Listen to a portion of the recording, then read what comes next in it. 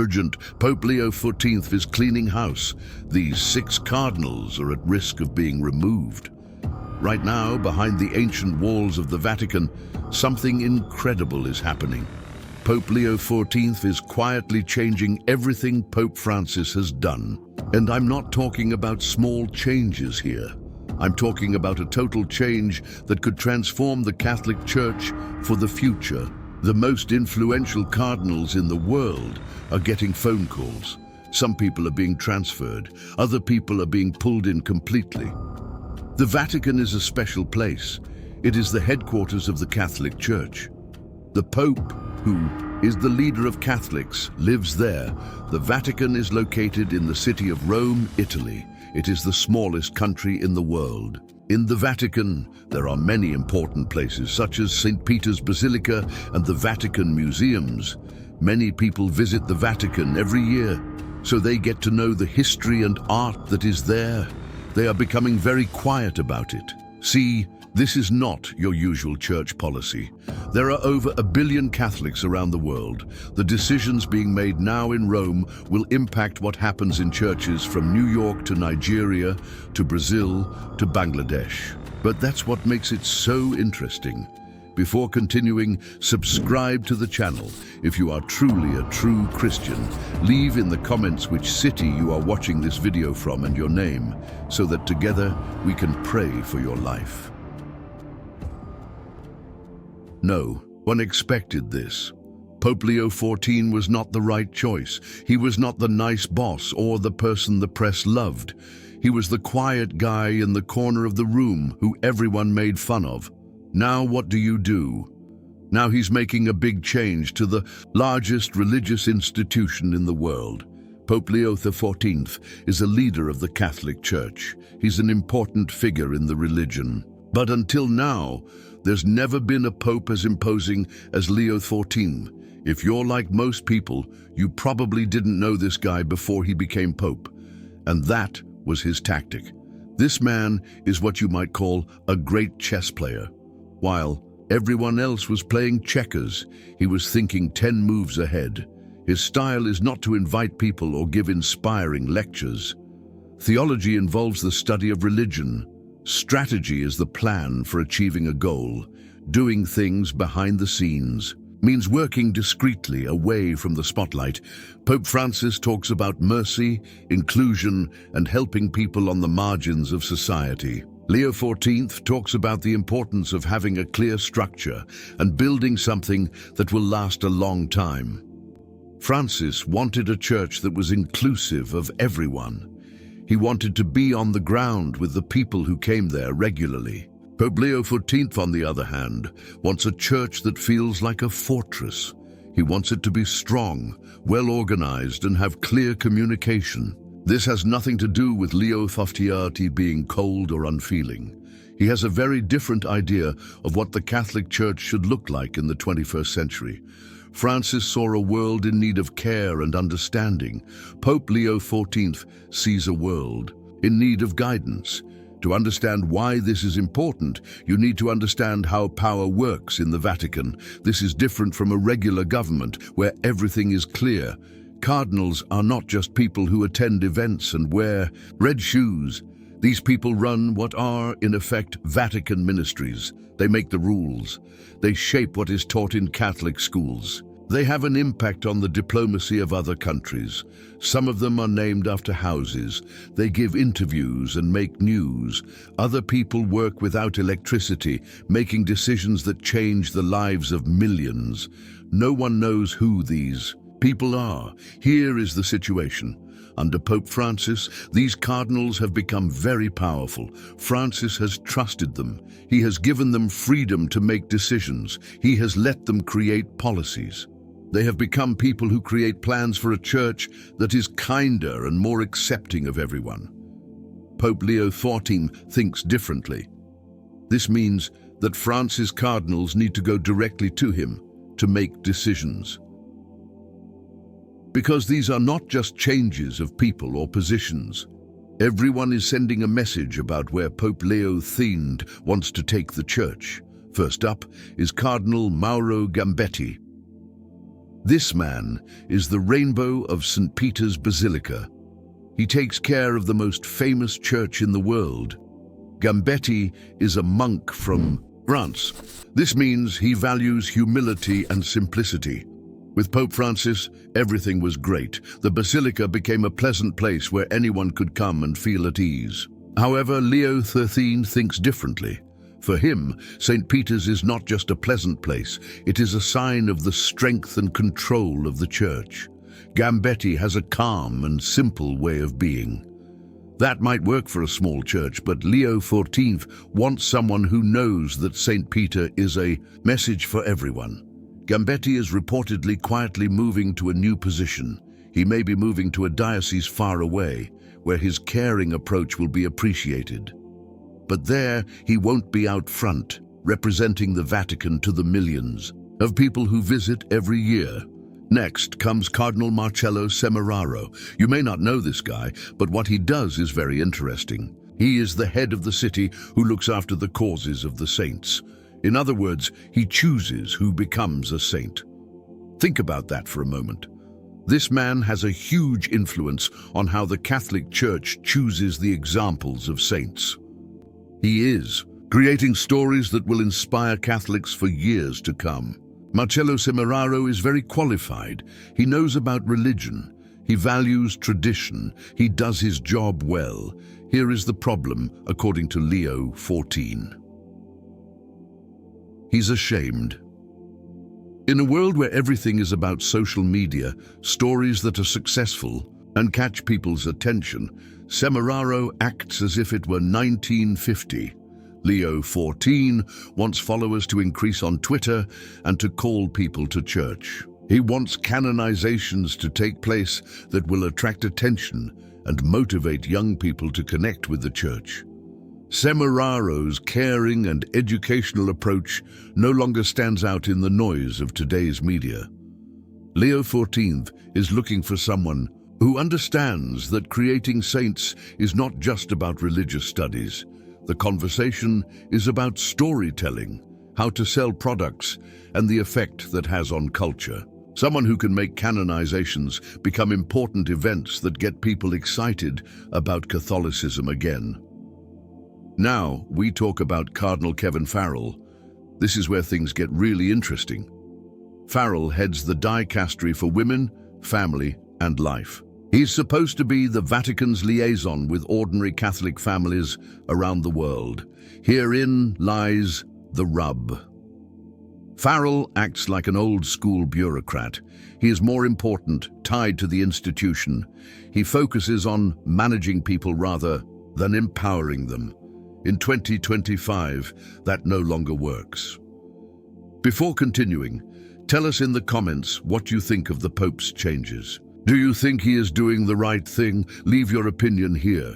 Young Catholics don't want other people to control their lives. They want people to listen to them. Catholic women don't want to have a character speak for them. They want to have a real say in the choices the church makes. Families facing everyday challenges don't want hard-to-follow rules. They're looking for guidance that will truly improve their lives. Leo XIV understands this. His idea for the church is to help good people feel empowered. He wants to give them real power, not just the feeling that they are participating. This means that Farrell's formal ways have to go. Farrell also has another title. He is the Camerlengo, which means he is supposed to take care of the church while there is no pope. This ties him into the old organization that Leo XIV wants to completely change. Cardinal Arthur Roche may be going through the most difficult situation of his life. He is responsible for the liturgy. That means how Catholics pray and what the gatherings are like in his church. And let me tell you, this is where things get really tough. Under the leadership of Father Francis, Roche had to impose some very questionable rules on the traditional Latin Mass. There are many Catholics who like the old style of Mass.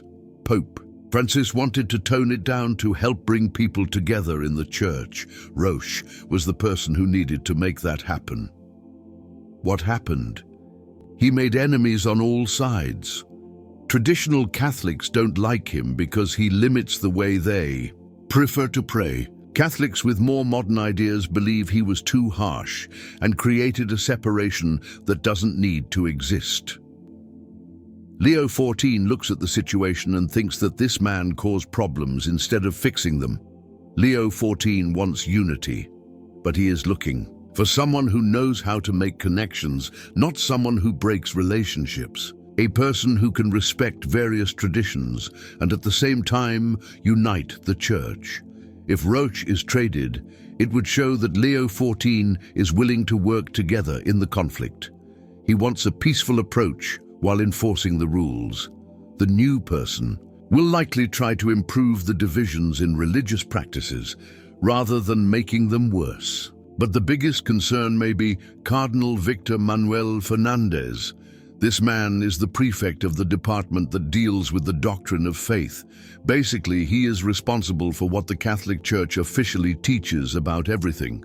Fernandez was the man who defended the left-wing ideas of the Franciscan people in religion. He helped write some of Francis's most important documents. He brought a more open and friendly approach to church teaching. His approach was simple. He thought that life is full of difficulties. He believed that what the church teaches should understand that difficulty. Traditional Catholics don't like this man. They feel he is getting in the way of the clear teachings of the church. They believe he is hiding ideas that should be very easy to understand. More open-minded Catholics admire him because he shows understanding and care in difficult times. Leo XIV wants light above all else. He doesn't want a theology that requires a doctorate to understand. He wants teaching that is simple, straightforward, and very valuable. Fernandez's detailed approach, while intelligent, is confusing to ordinary Catholics trying to understand what their church really believes. Removing Fernandez would be the most impactful action of all. It would signal a complete change. It would be different from Francis's religious history and would move towards something clearer and simpler. Finally, we have Cardinal Pietro Parolin, who is the Secretary General of the Vatican State. This is the Pope's chief diplomat. He handles the Vatican's relations with all the governments of the world. Parolin has been very successful in this job. He has diplomatic contacts with China. He has dealt with problems in relations with Russia. He has also ensured that the Vatican remains important in international affairs. Their approach has been thoughtful, detailed, and practical. But Leo XIV may find this to be too complacent. In a world full of moral issues, Leo XIV wants a church that has strong opinions. They don't want a church that tries to be neutral and please everyone. If Parolin goes, it would change the way the Vatican participates in world politics. Instead of being very cautious, we could see a more firm stance from the Vatican. It points out injustice, even when it is not convenient for politics. The exchange strategy is a plan that is thought out for the future. So, who is going to change? All these people? This is where Leo's true vision becomes clear. The news is that he is looking for a very different leader. Instead of the old problems of the Vatican, he wants new people from all over the world. He prefers people who are creative and innovative in their ideas, rather than people who just follow rules. He prefers people who are willing to take risks for their beliefs rather than cautious diplomats. Many people talk about putting more women in leadership positions. They are not just representations, but they also have real decision-making power. People are talking about bringing in new leaders who are familiar with social media and the way we communicate today. They are talking about choosing more cardinals from Africa like Cardinal Robert Serra, Asia like Cardinal Tagle, and Latin America. These are areas where the Catholic Church is growing a lot. This isn't just about changing personnel. This is about completely changing how Vatican leadership is viewed in the 21st century. Now, you might be thinking, okay, this Vatican policy is interesting, but why doesn't it matter? Why does this matter to everyone, not just Catholics? The Catholic Church is one of the most influential institutions in the world. It creates schools, hospitals, and charities across the continent. It affects political choices, social group actions, and cultural trends. When the Vatican speaks, leaders listen. These changes in the people in high places will determine what kind of voice the Catholic Church will have in its actions around the world. Will it be a way of speaking carefully or a way of speaking firmly for what is right? Will it focus on traditional values or on progressive inclusion? Will it speak primarily to Western audiences, or will it include people from different parts of the world? The answers to these questions will change everything from diplomacy between countries to life in cities. They will affect what is taught in Catholic universities. They will also impact the Church's views on social issues, and they will change how the Church deals with crises in the world. But the change Leo XIV wants won't happen without people who oppose it. These cardinals he's reaching out to didn't get to their positions by being friendly. They have their own networks, they have their own supporters, they have their own ways of influencing others. Cardinal Fernandez, for example, receives a lot of support from bishops who are more pro-change in many parts of the world. If Leo XVI were to try to remove him, it could cause a landslide that would destroy the unity of the Church. Cardinal Parolin has contacts with governments in many places. Removing him could undermine the Vatican's diplomatic work. There are variations depending on the region. The Church in Africa may want different things than the Church in Europe. Catholics in the United States may have different interests than Catholics in Asia. Leo XIV's unified and clear view of things could cause further division if not carefully managed. The coming months will be very important. How Leo XIV handles these changes will decide whether his revolution succeeds or fails in a shocking way. What makes this so interesting is that we are following history as it happens. The Catholic Church has been around for 2,000 years. It has adapted to the changes that have occurred and maintained what is important to its identity, but it has rarely undergone such rapid and profound changes as are happening now. Pope Francis has shown a way to adapt by opening up, reaching out and accepting both hardship and kindness. Leo XIV shows a different opinion, maintaining determination, speaking clearly, and creating solid foundations. Both methods have their advantages and also their dangers. Francis' approach has inspired many, but it has also caused confusion and controversy. Leo's approach to communication can bring clarity and reassurance, but it can also alienate people who felt accepted by Francis's more open message. What should we expect in the coming months? According to what authorities are saying, these changes will happen slowly and smoothly. Leo XIV won't make too many announcements or create intense discussions. He'll use a polite way of speaking. He'll comment on new opportunities and different roles. He'll make everything seem simple, but don't make any mistakes. The cumulative effect will be incredible. By the end of 2025, the Vatican leadership could be very different from what it was under Pope Francis. There is also talk of a major encyclopedia. It is actually a letter from the Pope that sets out Leo's views on the Church.